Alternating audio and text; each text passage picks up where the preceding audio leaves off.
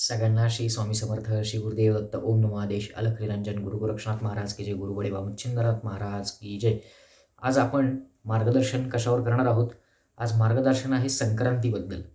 जे संक्रमण आहे संक्रांतीचं पुण्यकाल तो झालेला आहे, पण रथसप्तमीपर्यंत आपण दान करू शकतो. दानाला या काळामध्ये खूप महत्त्व आहे, तर अवश्य सगळ्यांनी दान करावं.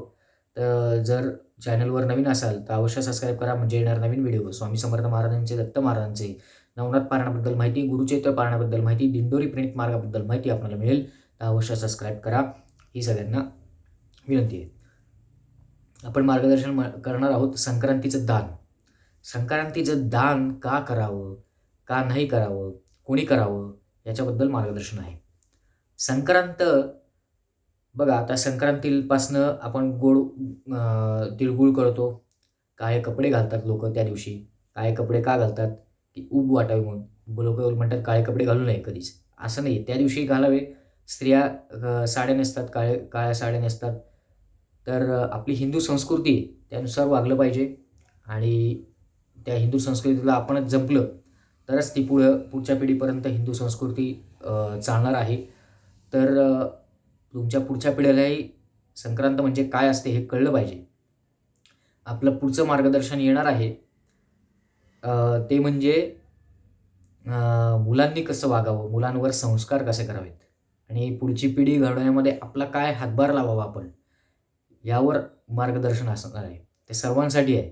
आपली मुलं असतील तर त्यांच्यासाठी ते मार्गदर्शन असणार आहे. सगळ्यांनी अवश्य ते मार्गदर्शन पहा, माझी सगळ्यांना कळकळीची विनंती आहे.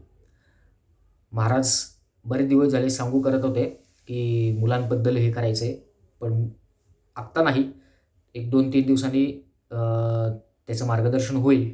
मुलांनी कसं वागावं, मुलांवर संस्कार कसा करावे त्याच्यावर.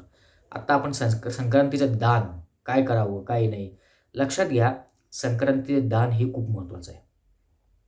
आता नरसिंहवाडीला दत्त महाराजांच्या ज्या स्थानी तिथं 12 वर्ष महाराजांनी वास्तव्य केलेलं आहे. नरसिंह सरस्वती स्वामी महाराजांनी वास्तव्य केलेलं आहे. दत्त महाराजांचं वास्तव्य होतं 12 वर्ष. अजूनही ते महाराज आहेत, प्रत्यक्ष आहेत. तिथं गेल्यावर त्याच्यामध्ये भाव असेल, गाणगापूर असेल, गिरनार असेल, दत्तक्षेत्री असेल, कुरवपूर, गाणगापूर, दत्तधाम असेल, कुठेही दत्तक्षेत्री जा, महाराज अजूनही आहेत. यात तीळ मात्र शंका नाही. तिथं गेल्यावर दत्त महाराज समोर असतात, आपल्या बसलेले आहेत. तिथं गेल्यावर मी मागच्या वर्षी बरोबर जानेवारीतच नरसिंहवाडीला महाराजांनी बोलवलं होतं. तर त्यानिमित्ताने जाण्याचा योग आला होता.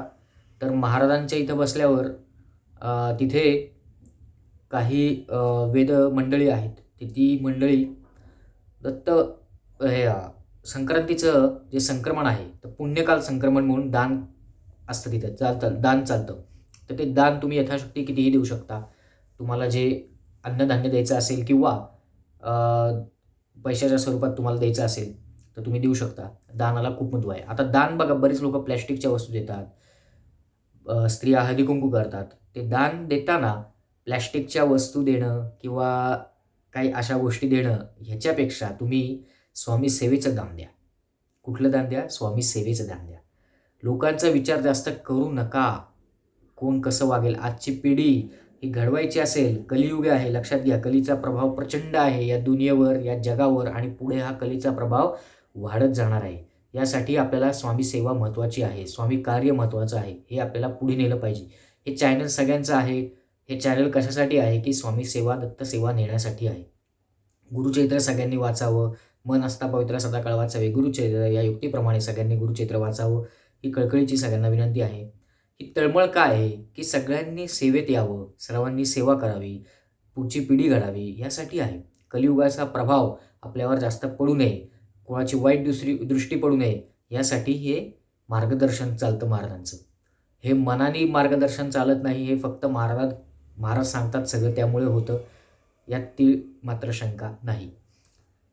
आपला मुद्दा होता संक्रांतीचं दान. हे देण्यासाठी तुम्हाला भाग्य लागतं, स्वामी सेवा करायला, आणि स्वामी सेवेचं दान द्या.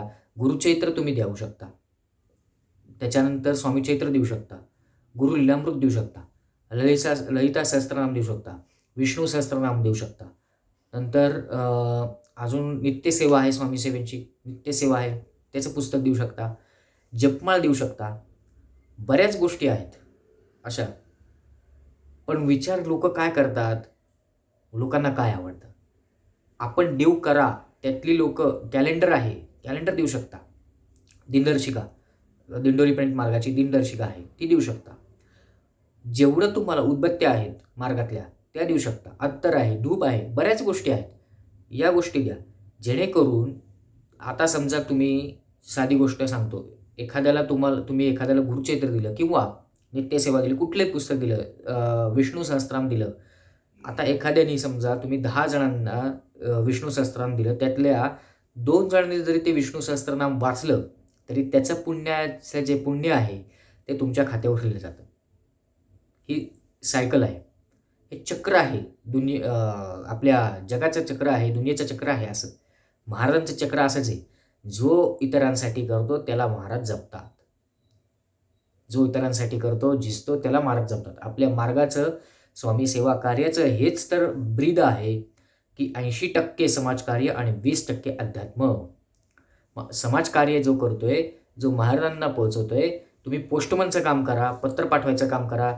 वाचायचं नाही वाचायचं त्याच्यापर्यंत महाराजांना त्याला खेचून घ्यायचं का नाही हे महाराज ठरवतील. तो परमात्मा ठरवेल, तो ब्रह्मांड नायक ठरवेल. आपण ठरवायचं नाही. आपण फक्त पोस्टमनचं काम करायचं, आपण देव करायचं. करता करविता ते आपण फक्त पोचवायचं काम करायचं.